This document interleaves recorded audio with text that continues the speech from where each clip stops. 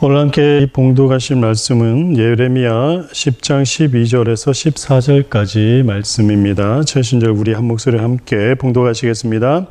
여호와께서 그의 권능으로 땅을 지으셨고 그의 지혜로 세계를 세우셨고 그의 명철로 하늘을 펴셨으며 그가 목소리를 내신즉 하늘에 많은 물이 생기나니 그는 땅 끝에서 구름이 오르게 하시며 비를 위하여 번개치게 하시며 그 곳간에서 바람을 내시거늘 사람마다 어리석고 무식하도다. 은장이마다 자기의 조각한 신상으로 말미암아 수치를 당하나니 이는 그가 부어 만든 우상은 거짓 것이요 그 속에 생기가 없음이라. 아멘. 아멘. 네, 오늘은 하나님의 속성 두 번째 내용에 대해서 할 건데요. 두 번째 내용이 조금 많아요. 그래서 오늘은 두 번째 속성 전반부 그리고 다음 주 아마 후반부 내용을 하게 될 겁니다. 자, 여기 한번 보세요. 자, 하나님은 어떤 분이십니까? 라고 했을 때 우리가 하나님 어떤 분이십니까? 라고 하면 어떻게 우리가 얘기를 하죠? 스스로 존재하시고 무한한 영이시다. 일단 하나님은 누구십니까? 라고 하면 그게 툭 튀어나와야 돼요. 스스로 존재하시고 무한한 영이시다. 그리고 하나님의 속성은 무엇이 있습니까? 라고 얘기한다면 하나님의 속성은 크게 두 가지로 얘기할 수 있다고 그랬죠. 그죠?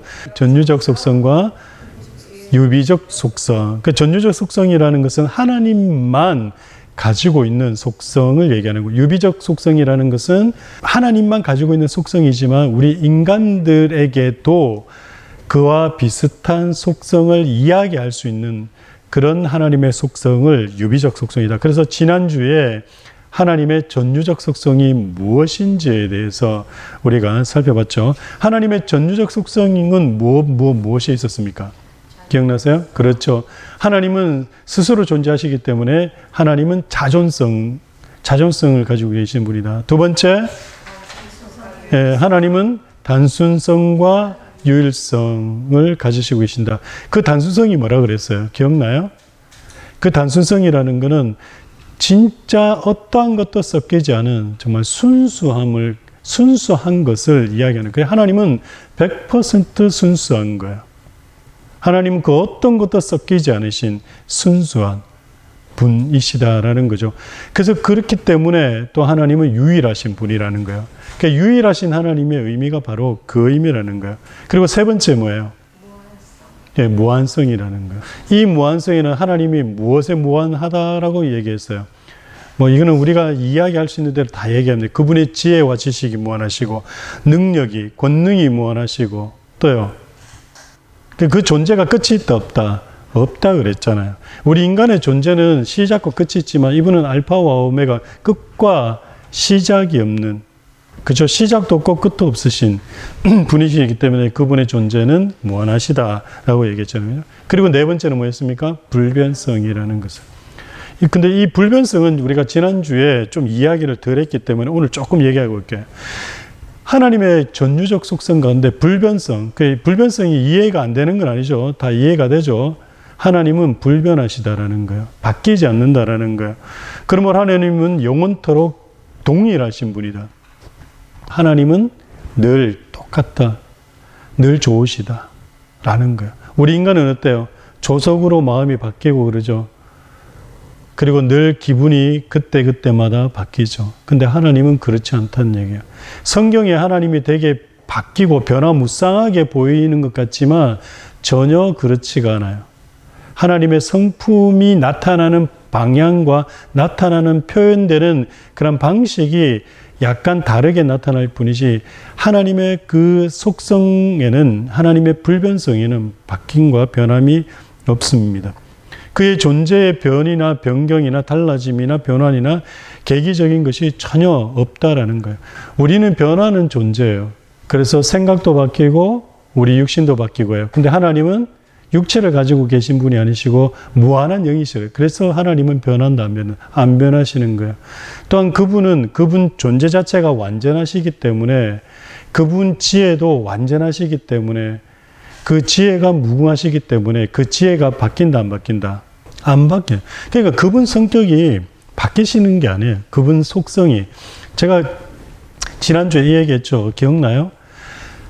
결국은 하나님의 그 속성 하나만 이해하면 그 모든 다른 속성이 사실은 다 똑같다. 말을 바꾼 것 뿐이다. 자존성이 무한성이고, 무한성이 불변성이고, 불변성이 그분의 순수고, 그 유일성이고, 그렇다. 그분의 유일성 하나만 가지고 무한 자존, 이게 다 설명이 된다. 지금 오늘 하는 내용을 계속 설명을 들어보면 이해가 돼요. 그래서 하나님을 어떻게 나중에 우리가 이해하게 되면 이분만큼 완전한 분이 없구나. 정말 완전하신. 그래서 우리가 찬송하죠. 완전하신 나의 주. 우리가 그분을 완전하시다라고 하는 이유가 그냥 완전하시기 원해서 완전하다고 얘기하잖아요. 그분을 배우고 알고 깨달아가면 이분은 정말 완전하신 거, 흠이 없으시구나.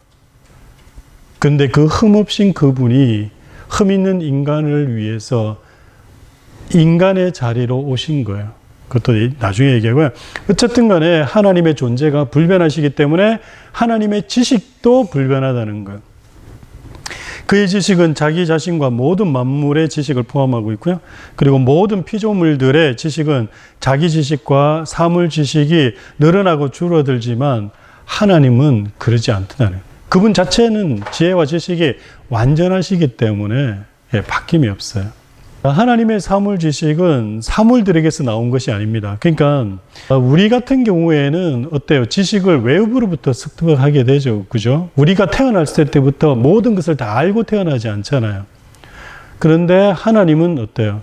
그분 자체가 처음부터 모든 지식을 다 가지고 계신 분이세요. 그래서 지식을 습득할 필요도 없고 그 지식을 축적해서 정보량을 늘릴 필요가 없었어요.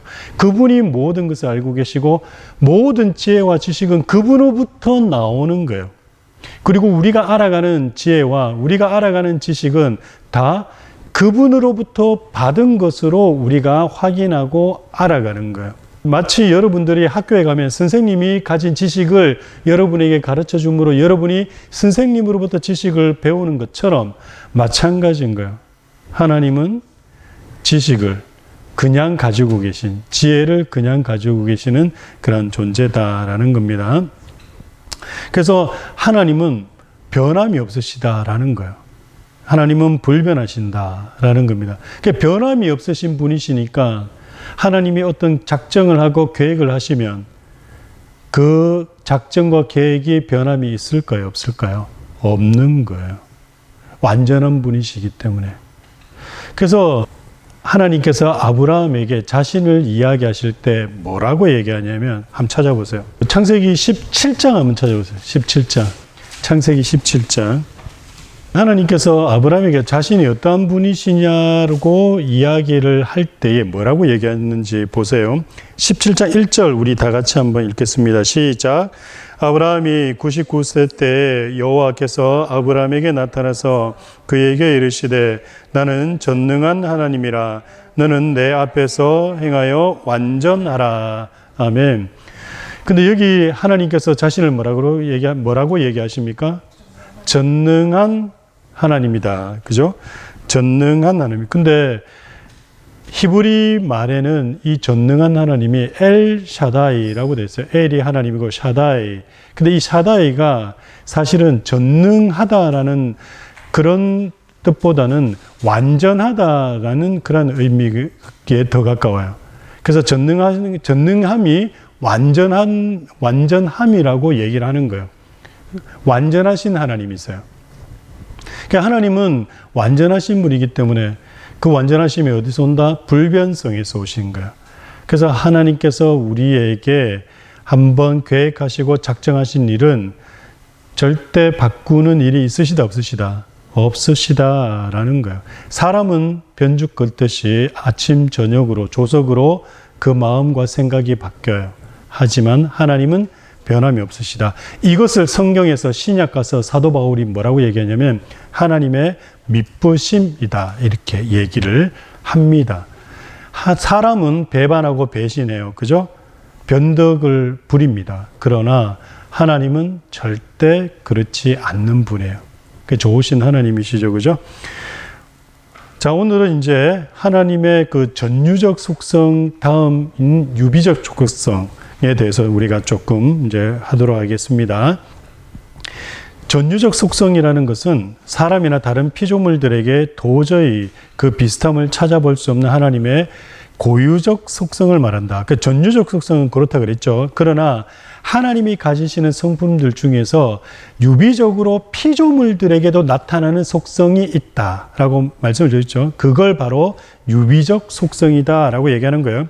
본래는 그 유비적 속성도 하나님의 고유한 속성이에요. 성격이에요. 하지만 하나님이 사람들을 그의 형상으로 지으심으로 그 속성이 피조물들에게 반사되게 되었다. 그러니까 하나님만이 가지신 속성이 있는데 그거는 전유적 속성으로서 인간들에게 반사되지 않았어요. 인간들에게 전달되지 않았어요. 하지만 하나님의 유비적 속성은 인간들에게 심겨졌다라는 거예요. 그게 어디서 발견되냐면 창세기 1장 26절, 27절, 28절에서 여러분 볼 수 있습니다. 하나님의 모양대로 형상대로 지어졌다라는 것이 바로 하나님의 유비적 속성을 따라 창조가 되었다라는 의미입니다. 피조물들에게 나타나는 속성들, 그러니까 하나님의 속성 가운데 그러한 속성들이 하나님의 속성이 피조물들에게 반영된 것, 반사된 것이고, 그리고 하나님의 그 속성이 우리에게 은혜로 주어진 거예요. 그래서 우리도 사랑하는 거예요. 우리도 정의를 행할 수 있는 거예요. 우리도 어떻게 해요? 선을 행할 수가 있는 거예요. 물론 우리가 행하는 선은 하나님 보시기에 아담이 타락한 이후에는 그 모든 것도 다 하나님 보시기에는 악한 겁니다. 아무리 우리가 선을 행한다 할지라도. 하지만 하나님은 그 악함도 그 모습도 하나님의 은혜로 받아주세요. 이 부분은 이야기가 되어져야 될 부분들이 많기 때문에 그냥 넘어갈게요. 그래서 여러분 그냥 그렇게 말고 계시면 될 것 같아요. 자, 그래서 유비적 속성이 뭔지는 이해가 되시죠? 그러면 그 유비적 속성이 뭐가 있는지 한번 여러분 보시기 바라요. 하나님의 통상적 유비적 속성으로는 뭐가 있냐면 생명, 지성, 의지, 선, 의, 자유, 권능, 아름다움, 거룩 이런 것들이 하나님의 유비적 속성으로 있다라는 겁니다. 그러면 우리가 하나님의 그 유비적 속성 가운데 그 첫 번째 하나님의 생명에 대해서 한번 살펴보도록 합시다. 하나님의 생명은 하나님 자신이다. 그러니까 하나님 자신이 생명이라는 얘기예요. 여러분 요한복음 1장 4절 말씀 한번 보세요. 찾아보세요. 요한복음 1장 4절 우리 함께 읽겠습니다. 시작. 그 안에 생명이 있었으니 이 생명은 사람들의 빛이라. 아멘. 그 안에라는 말은 예수 그리스도 안을 얘기하는 거예요. 근데 예수 그리스도께서 생명이 있었으니 이 말은 뭐냐면 예수 그리스도가 생명이라는 얘기예요. 근데 이게 굉장히 중요합니다. 왜 중요하냐면 예수가 생명이니까 예수님께서 우리 가운데 계시면 어떤 일이 일어나고 우리에게 생명이 주어지는 거예요. 그래서 하나님 자체가 생명이라는 거예요. 그래서 하나님이 계시면 사는 거예요. 그 얘기를 하고 있는 겁니다. 하나님이 자기 생명의 원인이시고 자기로 말미암아 계시고 자신 안에서 자신으로 말미암아 역사하기 때문에 하나님 자체가 생명이라는 거예요. 하나님의 생명은 자신 안에서 무한히 활동하는 힘이다. 그래서 하나님은 하나님 자체가 생명이신데 그 생명이 또 하나님 안에서 무한히 활동하는 에너지. 그 에너지는 뭐예요? 일반적으로 에너지라고 하면 에너지는 어떤 겁니까? 살리는 거예요. 에너지는 어떤 역할을 하는 겁니까? 살게 하는 원동력이잖아요.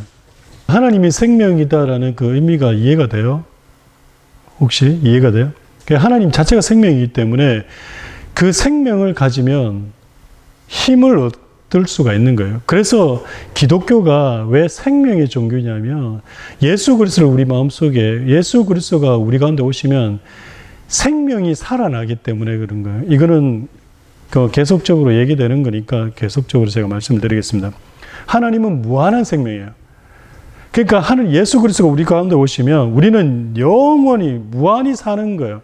그래서 우리에게 영생이 주어진다라고 얘기를 하는 겁니다. 하나님 안에 생명 아닌 것은 아무것도 없어요. 하나님은 단순성이라 그랬죠. 유일하시다 그랬죠. 순수하다 그랬죠. 100% 순수한 생명이니까 다른 것이 섞일 수가 있어요? 없어요? 없으니까 100% 순수한 게 우리 가운데 들어오니까 우리 역시도 그 100%의 순수함으로 가는 거예요. 그러니까 생명을 얻게 되는 거죠. 하나님이 생명 자체이심으로 스스로 계시고 스스로 영원히 활동하신다. 생명이신 그분이 우리 가운데 오셔서 영원히 활동을 해버리시니까 우리가 죽을 일이 있다 없다? 없는. 우리가 사라질 수가 있다 없다? 없는 거예요. 그러니까 예수 믿으면 영원한 생명 얻는다라는 것이 바로 영생이신 생명이신 그분이 우리 가운데 오시기 때문에 그분이 우리 가운데 오시면 우리는 영원한 삶을 사는 거예요. 그게 얼마나 기쁜 거, 얼마나 좋은 거예요. 예수를 믿으면, 믿음 고백을 하면 우리는 영생을 얻었고 라고 얘기하잖아요. 그 영생을 얻은 거예요. 그 영원히 사는 거예요. 그래서 죽음을 두려워할 필요가 있어요, 없어요? 없는 거예요. 죽음을 왜 두려워하죠? 없는 거예요. 그죠? 하나님만이 참으로 사시고 영존하시는 분이기 때문에 그런 거예요. 하나님만이. 그래서 그분을 우리가 모셔야 된다라고 얘기하는 겁니다. 하나님만이 살아가시고 하나님만이 살아계시고 모든 만물을 살게 하십니다. 라고 얘기했는데요. 이거는 지난주에 우리가 찾아봤죠. 사도행전 17장 28절 말씀 우리가 찾아봤어요. 우리가 그를 힘입어 어떻게 한다고요? 산다라고 얘기잖아요. 그가 만물을 창조하신 것은 그의 무한한 생명의 역사다. 그래서 무한한 생명의 역사이신 그분께서 어떻게 하셨어요? 온 우주 만물을 창조하셨으니까 어떻게 해요? 온 우주 만물이 그분으로부터 생명력을 받아서 살아가게 된 겁니다. 그의 무한한 생명의 능력으로 모든 것을 창조하시고 보존하시며 다스리신다.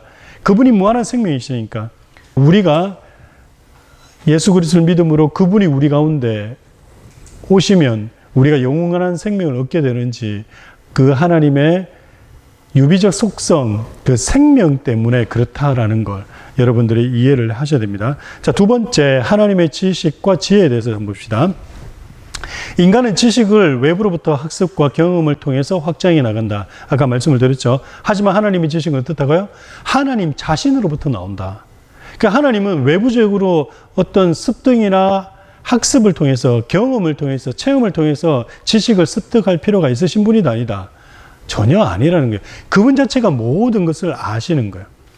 그래서 그분의 지혜가, 그분의 지식이 무한하고 완전하기 때문에 나중에 이 하나님의 속성은 어디로 가냐면 하나님의 미리 아심으로 또 가게 돼요.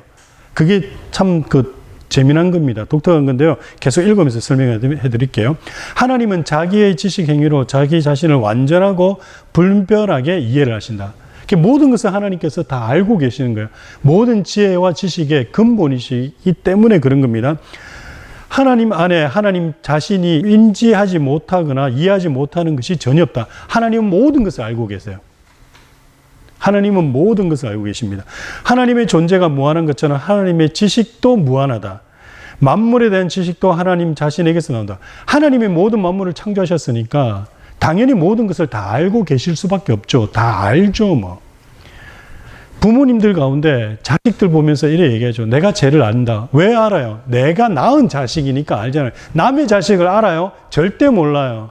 근데 내가 낳은 자식 왜 내가 잘합니까? 내가 몇십 년 동안 키웠으니까. 그래서 제 습관, 제 습성, 말투, 생각, 표정만 봐도 무슨 생각을 하는 것처럼 아는 것을 아는 것처럼 마찬가지예요.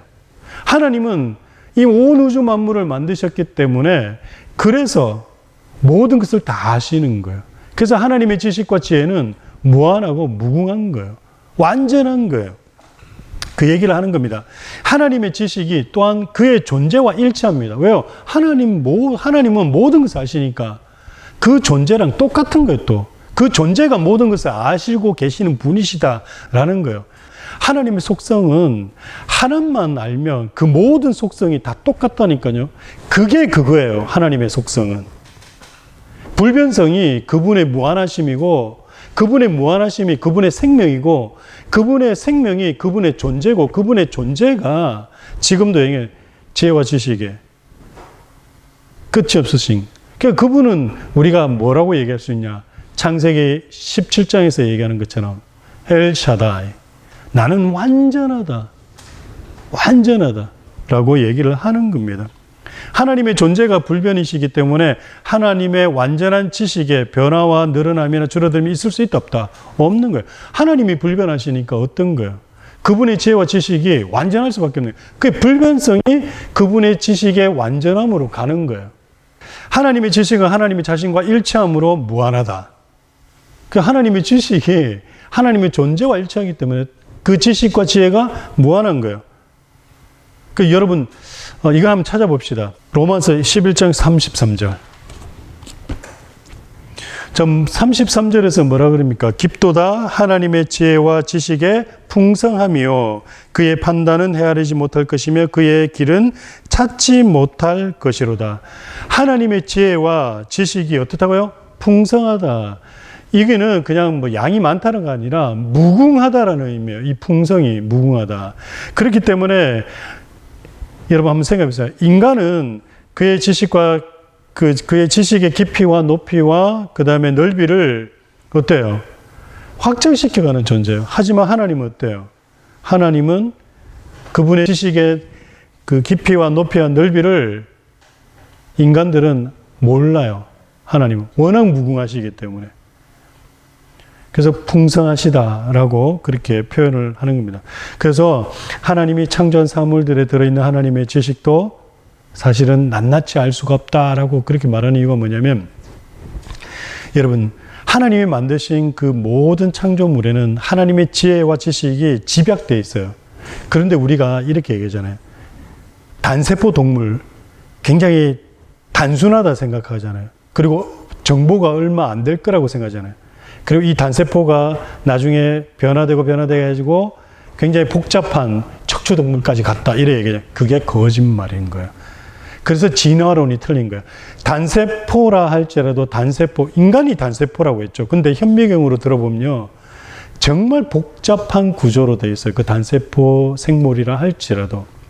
그게 바로 뭐냐면 하나님의 지혜와 지식이 무한하심을 그 단세포를 통해서 우리가 알 수 있는 거예요. 왜요? 그렇게까지 만드실 수 있는 분은 오직 하나님밖에 없어요. 그리고 그 하나님이 그러한 지혜와 지식을 가지고 있어요. 우리는 가지지 못해요. 그래서 사도 바울이 얘기를 하는 겁니다. 깊도다 하나님의 지혜와 지식의 풍성하며 무궁하심이라는 얘기입니다. 이 풍성이 참 많아요 이런 의미가 아니에요. 끝이 없으시다라는 의미입니다. 세 번째, 자, 하나님의 지혜와 지식의 무궁함, 끝이 없으심이 이거는 나중에 어디로 간다고요? 하나님의 미리 아심으로 가요. 하나님은 모든 것을 자기 자신으로부터 아시고 자기 자신 안에서 아시고 자신으로 말미암아 아신다.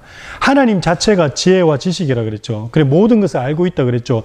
그러니까 하나님이 모든 것을 알고 계시니까 인간들이 보기에 하나님은 다 알고 계시는구나. 다 안다는 것은 앞에 것도 알고 계시는구나. 앞에 걸 안다라는 것은 미리 아시는구나 라고 인간들이 생각할 수 있다라는 겁니다. 하나님은 모든 것을 그의 작정대로 이루어 가시는 분이세요. 그죠?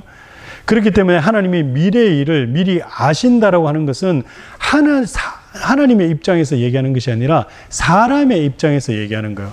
하나님은 미래의 일도 그분은 현재이기 때문에 이미 그 일을 다 알고 계시는, 앞으로 어떤 일이 있는지를. 하나님은 시간의 통제를 받는 분이 아니에요. 아니시죠? 우리 인간은 어때요? 내일 일을 모르죠. 왜 몰라요? 우리는 시간의 통제를 받기 때문에요. 그러나 하나님은 어제와 오늘이 내일이 동일하신 분이에요. 여전히 현재예요. 그분에게는. 어제도 현재고 내일도 현재인 거예요. 그분은 시간의 통제를 받지 않으시는 거예요. 그렇기 때문에 하나님께서 작정하신 그 일은 하나님이 이미 어떻게 되어질 것인지를 이미 계획하시고 이루어 가시기 때문에 하나님은 모든 것을 아시는 거예요. 왜요? 그분의 지식과 지혜는 무궁하시고 완전하시기 때문에. 그 말이다라는 얘기가 바로 이 말입니다. 그래서 하나님의 속성을 하나만 완전히 알아도 모든 속성이 다 통해요. 그래서 그분은 어떻게 설명이 되는 분이 아니시라는 거예요, 하나님은. 그래서 하나님도 자신을 표현할 때 뭐라고요? 나는 그저 나다 라고밖에 얘기를 못 하신다라는 의미입니다. 그래서 하나님은 무한한 영이시고 절대적 인격이시므로 미래에 일어날 일들을 현재 일들처럼 아시는 거예요. 바로 여기까지 하나님의 미래하심. 그 하나님의 미래하심이라는 것은 인간의 입장으로서 하나님이 미래하신다라고 얘기할 수 있지만 하나님은 그냥 알고 계시는 거고 아시는 대로 하나님은 일을 이끌어 가시고 만들어 가시고 이루어 가시고 성취를 하시는 거예요. 그래서 하나님 입장으로서 미리 아시는 게 아니라 그냥 하나님은 알고 계시는 거예요. 인간들 입장으로 그냥 미리 아십니다라고 얘기를 하는 겁니다. 자, 마지막으로 하나님의 의지에 대해서 이제 한번 보겠습니다. 자, 하나님의 의지가 뭔지 한번 봐요. 하나님은 작정과 경륜을 이루고 그의 영광을 현시하기 위해서 모든 일을 행하신다. 그리하여 자기 만족을 이루어 가신다. 하나님은 자신이 작정하고 또 하나님의 그 경륜에 따라서 모든 것을 이루어 가십니다. 근데 모든 것을 이루어 가시는 이유가 뭐냐면 본인 만족 때문에 그러신 거예요. 근데 이게 조금 어려울 수가 있는데 이해가 안 될 수 있는데 설명을 조금 더 들으셔야 돼요. 하나님의 의지는 하나님이 작정하시고 하나님의 계획대로 그 경륜대로 그러죠. 경륜대로 이끌어 가시는데 왜 그러냐면 자기 만족 때문에 만족에 도달하기 위해서 그것을 이루어 가시는 의지를 가지고 계신다는 거예요. 만족하시기 위해서 자신의 작정과 계획과 경륜을 이끌어 가신다라는 거예요. 바로 이것이 하나님의 의지라는 겁니다. 그러면 우리가 생각해 봐야 돼요. 그러면 하나님은 자기 마음대로 하나? 자기 마음대로 하면서 잘못된 방향으로 갈 수도 있겠네? 아니요. 하나님은 완전하다 그랬죠. 완전하기 때문에 좋으신 분일까요? 안 좋으신 분일까요? 좋으신 분이겠죠. 여러분 생각해 봐요. 악한 신이면 악한 신이 자기 만족대로 일을 해버리면 어떤 일이 일어나겠어요? 결과물이 엉망이 되겠죠. 그 악한 신은 자기한테는 만족이겠지만 다른 결과물은 다른 피조물한테는 어떤 일이 일어나겠습니까? 악한 대로 해버리면 자기가 만족하고자 악한 짓을 해버리면 예를 들어서 내가 만족하고자 살인을 저지르면 나는 좋겠지만 상대방은 어떻게 돼요? 생명이 날아가 버리잖아. 좋은 거예요? 안 좋은 거예요? 안 좋은 거예요. 근데 우리가 하나님은 자기 만족을 위해서 자신의 의지로 어떻게 자신의 작정과 경륜을 이끌어 가시는 분이다라고 얘기를 할 때 우리가 그렇게 당당하게 얘기할 수 있는 이유가 뭐예요? 하나님은 어떤 분이시기 때문에 좋으신 분이잖아. 완전한 분이잖아. 그래서 본인의 작정과 계획대로 이끌어 갔을 때 그 결과물이 어떻게 될까요? 좋은 결과물로 나타나는 거예요. 사람하고 다른 게 바로 그겁니다. 그러니까 하나님이 얼마나 완전하신 분인지 여러분 이해가 되세요? 완전한 분이시라고요. 하나님은 정말 완전한 분이십니다. 그리고 그분은 좋으신 분이에요. 선하신 분이에요. 그래서 우리에게 날마다 좋은 걸 주시기를 원하시는 거예요. 그런데 우리가 여기서 질문을 던져야 됩니다. 누구의 질문을 던져야 되냐 하면 욥의 질문을 던져야 돼요. 그러면 하나님 왜 내 삶 속에 이렇게 어려운 일이 생기고 힘듦과 고난과 고통이 있습니까? 라는 질문을 던져야 돼요. 여러분 이 질문에 대해서 여러분 답하실 수 있으세요? 답을 해야 돼요. 그리스도인이라면 기독교 신자라면 이 질문에 답할 수 있어야 돼요. 이 질문에 답을 찾아내야 돼요. 세상에 일어나는 악의 존재에 대해서 악한 일들에 대해서 우리는 답을 찾아내야 돼요. 그래야지 하나님이 변함없으시고 완전한 분이시다는 것을 증명할 수가 있는 거잖아요. 그 답은 우리가 다음에 또 찾아보십시다. 기도합시다. 참 좋으신 아버지 하나님, 오늘 하나님의 속성, 유비적 속성 가운데 전반부에 대해서 저희들이 살펴봤습니다. 하나님이 어떤 분이신지를 더 깊이 알아감을 통하여서 날마다 하나님과 동행하고 하나님 살아계심을 체험하고 느끼고 맛볼 수 있는 저희들의 삶이 될 수 있도록 그래야 해서 우리의 삶이, 우리의 신앙이, 우리의 믿음이 더욱더 풍성하고 더 자랄 수 있는 은혜가 있을 수 있도록 우리와 함께하여 주시고 우리의 마음과 또 우리의 생각과 우리 영안을 열어서 진리의 이 말씀을 바로 깨달을 수 있는 큰 은혜를 허락해 주옵소서. 감사를 드렸고 예수님의 이름으로 기도드립니다. 아멘.